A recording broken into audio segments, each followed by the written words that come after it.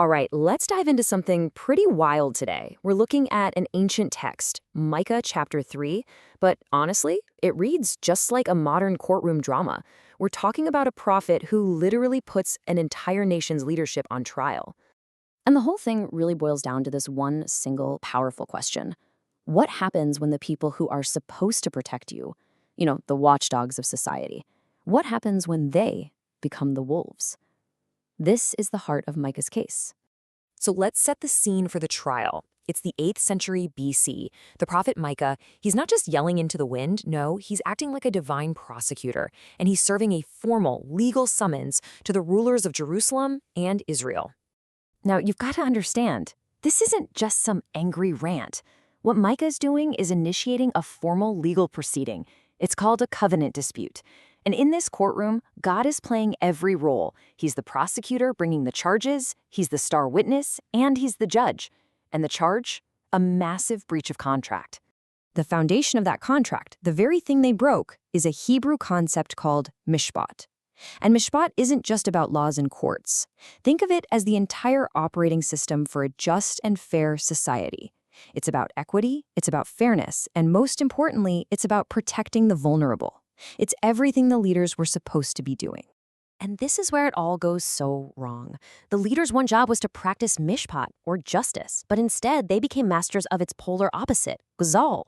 And gazal isn't just injustice, it's a violent tearing away, it's oppression, it's exploitation for profit. They weren't just neglecting what God loves, they were actively embracing the very thing he hates. Okay, so now we get to the indictment itself. And I gotta warn you, Micah lays out the charges with some of the most shocking and, well, visceral imagery you'll find anywhere. The first charge on the sheet? A complete moral inversion. It's not just that the leaders are neglecting to do good. No, Micah accuses them of hating good and actively loving evil.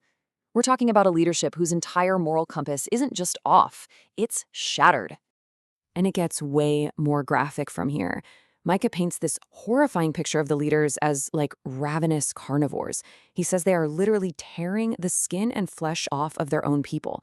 Now, obviously, this is a metaphor, but it perfectly captures the sheer violence of their economic and social oppression. And he brings this metaphor home with this final, chilling image.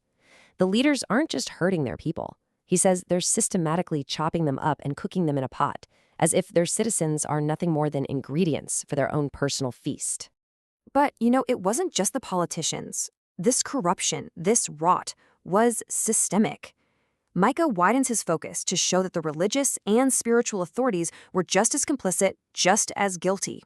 Micah basically describes what you could call an unholy trinity of corruption. You've got the leaders, the judges, who will give you whatever verdict you want if you pay them a bribe. You've got the priests, who are supposed to teach God's law for free, but now they're charging for it. And the prophets? Oh, they'll give you a divine vision, all right, but only if the price is right.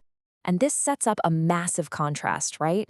On one side, you have these false prophets, basically soothsayers for hire, who will tell you everything's fine and promise peace to anyone who can pay. And then, standing all alone, you have Micah. He's not in it for the money. He says he's filled with the Spirit of the Lord, and that's what gives him the guts to speak these hard, unpopular truths. But here's the kicker. This might be the most jaw-dropping part of the whole thing. Despite all this corruption, they're using their religion as a get-out-of-jail-free card. They actually believe that because they have God's temple in their city, they're untouchable. They're leaning on the Lord, saying, hey, God's with us. Nothing bad can happen here. Okay, so the prosecution has laid out its case. The evidence is overwhelming. And now we come to the dramatic climax of the trial, the divine sentence.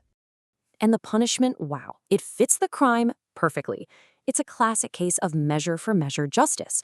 The logic is simple and brutal. Since you, the leaders, refuse to hear the cries of the poor and oppressed, when you cry out for help, the Lord will refuse to hear you. The symmetry is just chilling.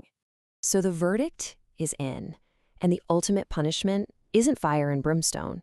It's something far more terrifying: the silence of God. He won't answer their prayers. He will hide his face from them. That covenant protection they took for granted, it's gone. They are completely and utterly on their own. And then comes the final sentence. Zion, the great city of Jerusalem, the very center of their power, their religion, their false security, will be so completely destroyed that it will be plowed over like an ordinary farmer's field. Total ruin. So you might be thinking, okay, that's a wild story from 2,700 years ago. Why does this ancient lawsuit matter to us now? Well, because its warning against the abuse of power is absolutely timeless. The takeaways here are just as sharp today as they were back then. First, what you say you believe and how you actually live have to match up. You can't just talk the talk, you have to walk the walk.